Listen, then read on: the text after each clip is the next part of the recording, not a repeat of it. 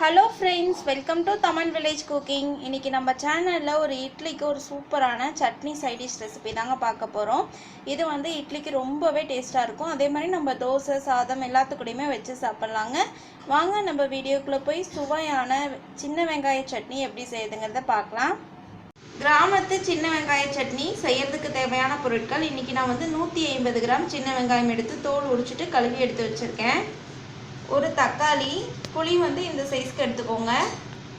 6 வெள்ளைப்பூண்டு பல், காரத்துக்கு 5 வரமிளகாய், கருவேப்பிலை, கடுகு, உளுந்தம்பருப்பு, தேவையான அளவு உப்பு, ஆயில் தேவையான அளவு. அவ்வளோதாங்க சின்ன வெங்காய சட்னி செய்யறதுக்கு தேவையான பொருட்கள்.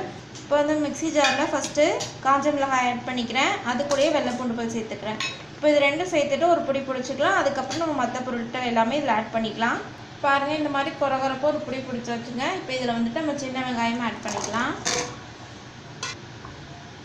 தக்காளி, புளி, தேவையான அளவு உப்பு. இப்போ வந்து இதை அரைச்சி சட்னியை எடுத்துக்கலாங்க. ஒரு பொடி பிடிச்சிட்டு அதுக்கப்புறம் தண்ணி வேணும்னா நீங்கள் சேர்த்து அரைச்சிக்கோங்க.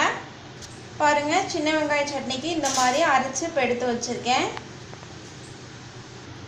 இப்போ வந்து கடாய் வச்சு 3 ஸ்பூன் அளவுக்கு ஆயில் ஆட் பண்ணிக்கிறேங்க. இப்போ நான் வந்து இன்றைக்கி ரீஃபைண்ட் ஆயில் தான் யூஸ் பண்ணுறேன். நீங்கள் வேணும்னா நீங்கள் நல்லெண்ணெய் கூட சேர்த்துக்கலாம். அதாவது நீங்கள் 2-3 நாள் வச்சு ட்ராவல் டைமுக்குலாம் கொண்டு போகிற மாதிரி இருந்துச்சு அப்படின்னா நீங்கள் நல்லெண்ணெயிலே செய்யுங்க. அதுதான் வந்து பெஸ்ட்டு. இதில் வந்து கடுகு, உளுந்தம்பருப்பு ஆட் பண்ணிக்கிறேன். கடுகு வந்து பொரிஞ்சு வரட்டுங்க. பொரிஞ்சு வர டைமில் நம்ம கருவேப்பிலை ஆட் பண்ணிக்கலாம். இப்போ வந்து இதில் கருவேப்பிலை ஆட் பண்ணிக்கிறேன். இப்போ வந்து நம்ம அரைச்ச சின்ன வெங்காய சட்னியை வந்து இதில் சேர்த்துக்கலாங்க.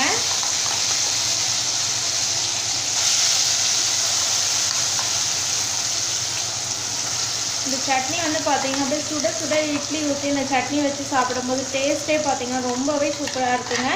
இட்லி பிடிக்காதவங்களுக்கு கூட இந்த சட்னி அரைச்சி கொடுத்தீங்க அப்படின்னா ரொம்பவே விரும்பி சாப்பிடுவாங்க. அதே மாதிரி தோசை, சாதம் எல்லாத்துக்குமே கூட டேஸ்ட் ரொம்பவே நல்லாயிருக்கும். இப்போ வந்து நம்ம இந்த சட்னியை இந்த ஆயிலே நல்லா வதக்கணுங்க. ஏன்னா நம்ம வந்து எல்லாமே பச்சையாக தான் அரைச்சிருக்கோம். அதனால இப்போ நல்லா அந்த பச்சை வாசனை போகிற அளவுக்கு நல்லா அந்த ஆயிலே இந்த மாதிரி வதக்கி விடணும்.